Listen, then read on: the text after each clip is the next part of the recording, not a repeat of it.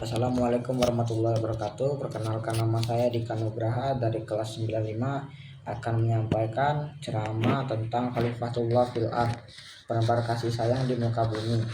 Pertama-tama marilah kita panjatkan puji dan syukur atas kehadiran Allah Subhanahu wa taala, karena atas limpahan rahmat dan karunia-Nya kita masih diberikan nikmat iman, nikmat sehat. Sholawat serta salam semoga senantiasa tercurah kepada Nabi besar kita Muhammad Sallallahu Alaihi Wasallam. Dalam Al-Quran, Allah Subhanahu wa Ta'ala telah menegaskan posisi dan kedudukan manusia di muka bumi ini. Firman-Nya, wa isqala rabbuka lil malaikati inni ja'ilun fil ardi khalifah. Artinya, dan ingatlah ketika Tuhan berfirman kepada malaikat, sesungguhnya aku hendak menjadikan seseorang khalifah di muka bumi. Quran Surat Al-Baqarah ayat 30.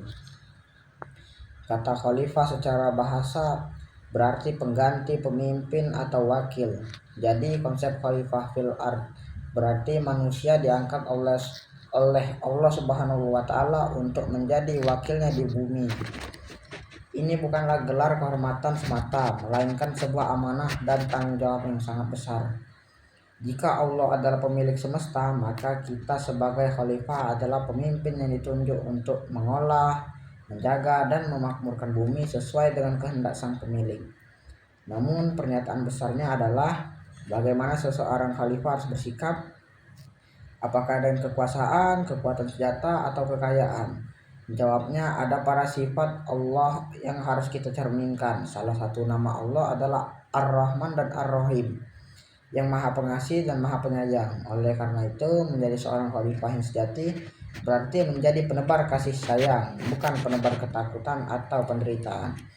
Hadirin sekalian, tugas khalifah bukanlah menaklukkan alam semesta, melainkan merawatnya, bukan memaksakan kehendak, melainkan menebar kebaikan. Kasih sayang dalam konsep kekhalifahan ini memiliki 3 dimensi utama yang harus kita pahami dan amalkan. Yang pertama adalah kasih sayang kepada sesama manusia. Sebagai khalifah, kita hidup dalam masyarakat, kita tidak hidup sendiri. Allah menciptakan manusia berbangsa-bangsa dan bersuku-suku agar saling mengenal.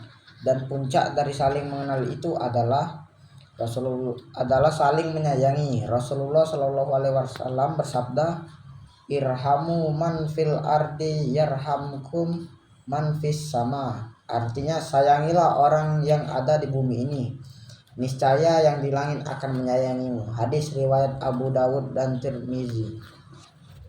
Menjadi khalifah berarti kita memimpin dengan hati.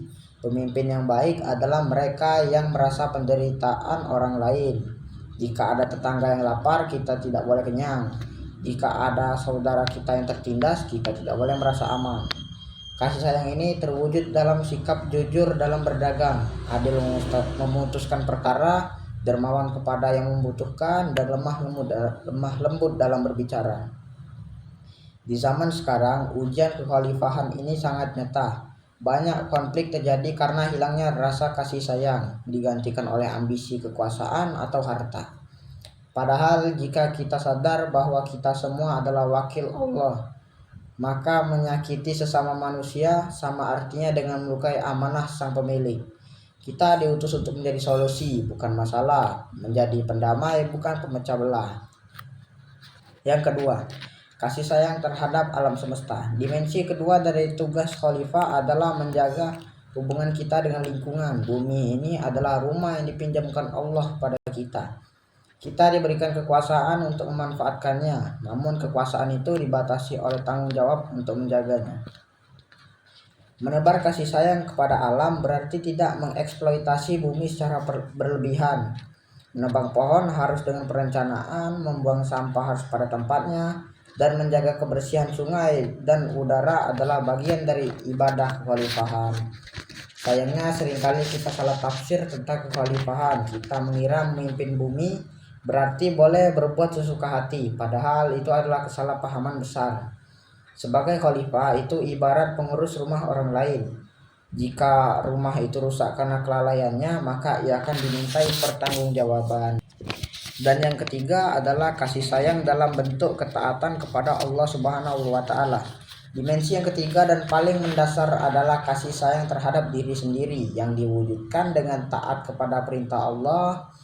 Menjadi khalifah berarti kita harus menjadi teladan. Sebelum memimpin orang lain, kita harus mampu memimpin diri sendiri sebelum mengatur alam. Kita harus mampu mengatur hawa nafsu.